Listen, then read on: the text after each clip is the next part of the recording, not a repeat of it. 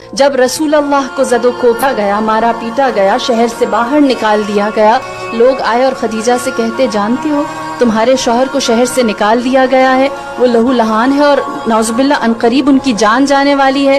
جناب خدیجہ رسول اللہ کو اپنے ہمراہ لے کر شہر مکہ میں آئیں۔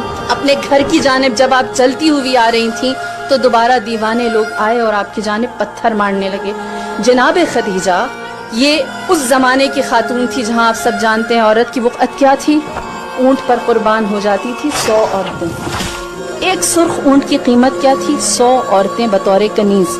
سرخ اونٹ اچھی نسل کا اونٹ ہوتا ہے۔ اس زمانے میں جناب خدیجہ ایک مرد کو لے کر آئی جس کی جان خطرے میں ہے، اپنے ہمراہ کھڑا کیا، اپنے گھر کے سامنے ایک چٹان تھی جس پر کھڑی ہوئی، اور جناب خدیجہ نے تاریخ عالم میں پہلی دفعہ قریش مکہ کو دکھایا کہ ایک مرد کے دفاع کے لیے عورت بولتی ہے، اور پہلی دفعہ آپ نے خطبہ دیا۔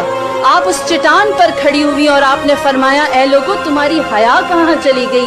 اسی دروازے پر تم قطار بنا کر کھڑے ہوتے تھے اور مجھ سے قرض مانگتے تھے اور میں بے نیازی سے تمہیں دیتی تھی، آج تم عربوں کی حیا ختم ہو گئی، تم اسی دروازے پر ہاتھ پہ پتھر لے کر آ گئے۔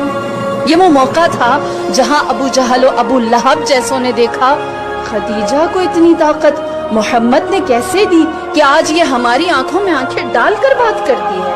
اور جناب خدیجہ کی ہیبت، وقار، کلام کے اندر لہجہ اور آپ کا سخن، فصاحت اور بلاغت اور میں یوں کہوں اعتماد ایسا تھا کہ سب بپھر گئے، کوئی محمد کو کچھ نہ کہہ سکا۔ سب جان گئے اب خدیجہ صرف مالدار نہیں ہے، اب اس کی طاقت صرف دولت نہیں ہے، اب خدیجہ کے پاس ناز کرنے کے لیے محمد ہے، اور اس کا اعتماد اب وہ مال و دولت کی بنیاد پر نہیں۔ لہٰذا عورت پہلی دفعہ سامنے طاقتور ہو کر آئی، قریش مکہ جان گئے کہ اب یہ وہ عورت نہیں رہی۔